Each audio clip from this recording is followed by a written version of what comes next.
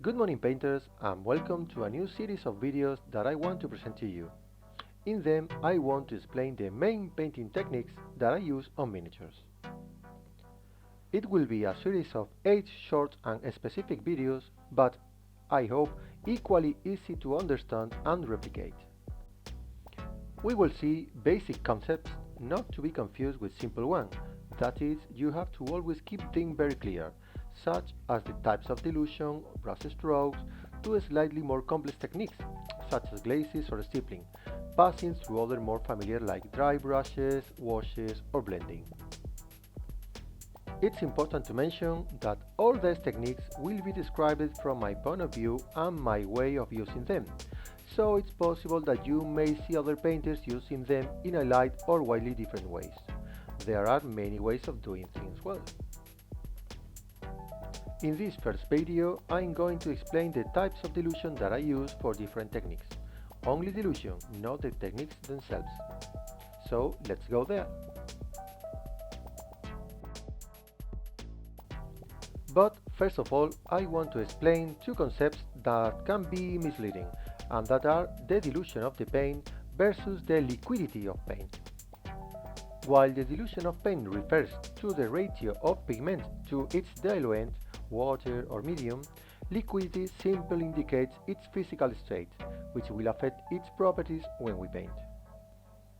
The paint pot, the glass of water, and the arrow at the top left of the screen are the representation of these three factors: amount of pigment, amount of water, and liquidity. When we use a normal paint directly from the pot, we observe that its amount of pigment is very high, it covers very well, and its liquidity is low, it's a dense paint. However, when we add water, we are both diluting the paint, there is less proportion of pigment, and increasing its liquidity, making it less dense. The modification of both factors makes the painting behave differently on the miniature in order to use different techniques. On the one hand, the coverage of the pigment will be less, which allows glazes or blends to be made, and on the other, the liquidity makes it easier to access the recesses of the sculpture, facilitating washes. But now, what happens when we use inks? They are a kind of paints with a lot of pigment, but at the same time they are very liquid, not dense.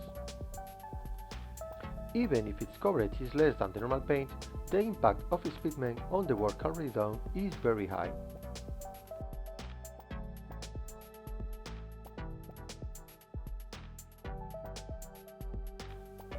And what happens when you dilute it? Its amount of pigment decreases and we stain less, but its degree of liquidity remains exactly the same as before. Different dilution, but exactly the same degree of liquidity, unlike normal paints. So, I hope that this subtle but important difference between liquidity and dilution has become very clear. Now, we can start to explain each type of specific dilution, starting with the one I use for dry brushing or stippling. This dilution is the simplest of all, and why? Just because I don't dilute. I use the paint directly from the pot without adding water. I don't even use the wet palette to avoid adding moisture. In the diagram on the top left, we can see that there is a 100% paint and a 0% diluent, either water or medium. We can see that the paint has a high degree of coverage.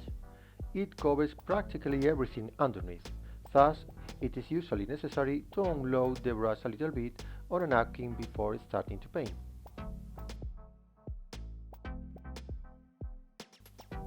In this example, I am using the stippling, but this type of dilution is equally valid for the dry brushing.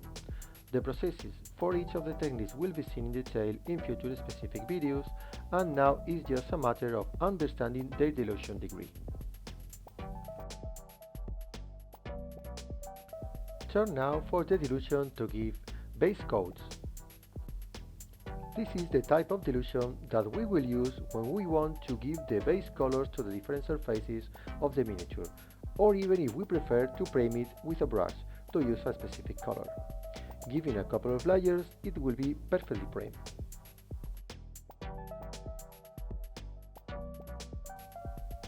As a guide, the upper diagram indicates 80% paint and 20% water, but it's important to indicate that they are not exact figures. They must be adapted to the way of working or style of each one.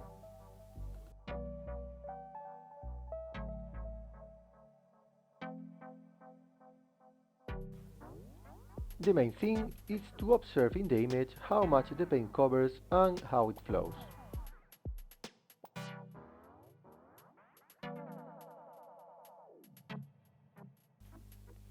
In this example of application of this type of dilution, we observe how it has a high degree of coverage, with a couple of layers it's enough to completely cover it, and it is very fluid on the miniature.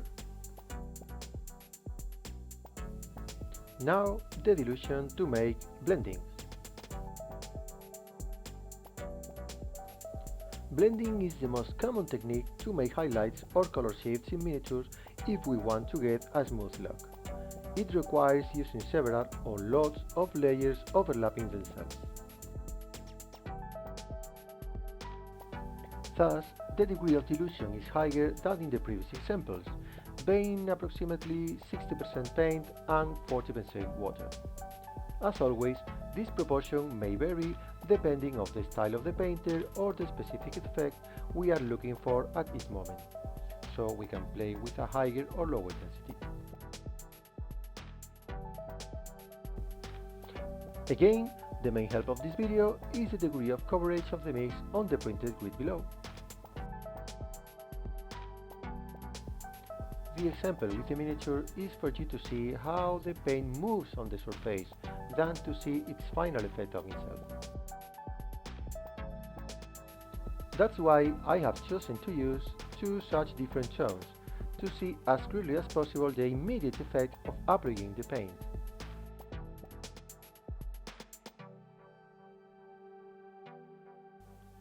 Finally, blending is a technique with a huge flexibility when using it, so has wide variability in terms of dilution or the number of layers to be used.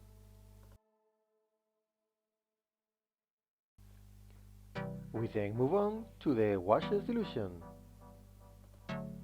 This technique is quite simple and easy to use, and it's very popular when we start learning to paint. It consists of using very diluted paint to easily cover large areas or surface, to give color filters or general shading to those areas. The amount of paint is very limited, using approximately 20% paint and 80% water, and as always, it's possible to modify these percentages to better suit the style or use different colors. The most important thing is to be clear about its function, if we prefer to modify the tone of the work already done in a high degree or to do it more slowly. The application on the miniature is also simple. We apply it abundantly throughout the area we want to paint, but trying to control a little the amount we put. The accumulated excess of paint is easy to remove using the same brush, but clean and unload it.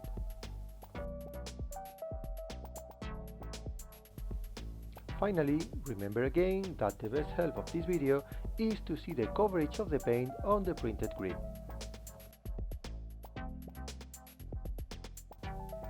And last, the turn of the dilution to perform the glazes.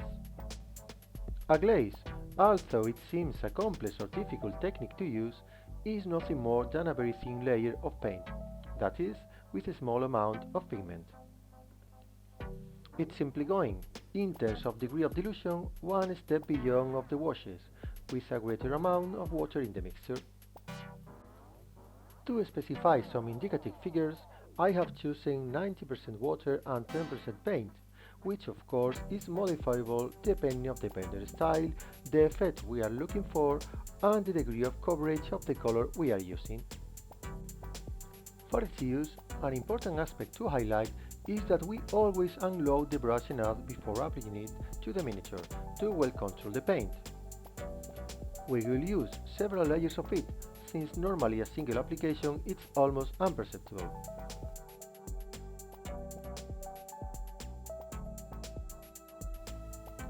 The high numbers of layers and the low amount of pigment favors the creation of very smooth transitions or the subtle modification of the tones below.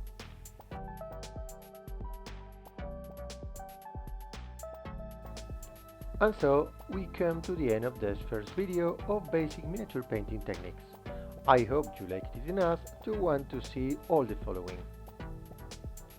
In the next video, we will see the brush strokes and how to move the brush.